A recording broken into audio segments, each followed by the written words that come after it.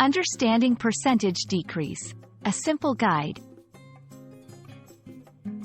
Hello, everyone. Today, we're diving into a very practical and useful concept in both mathematics and everyday life: percentage decrease.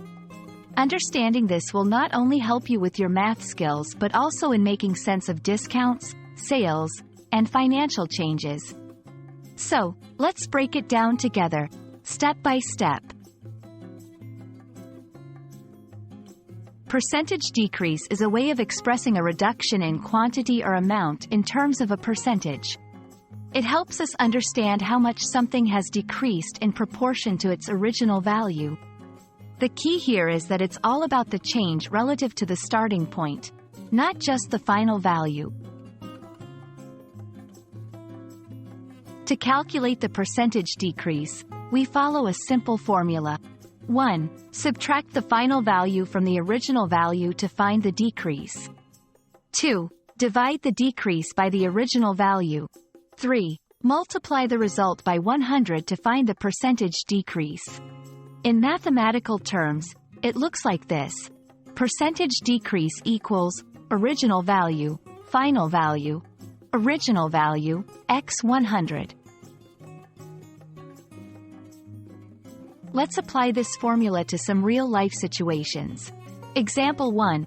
A product was priced at $50 but is now on sale for $40. What's the percentage decrease? Example 2. You scored 90 points on your first test and 80 on your second. How much has your score decreased by percentage? These examples will help us apply the formula and understand how percentage decrease impacts our daily decisions and observations. When calculating percentage decrease, it's easy to mix up the order of subtraction or forget to multiply by 100.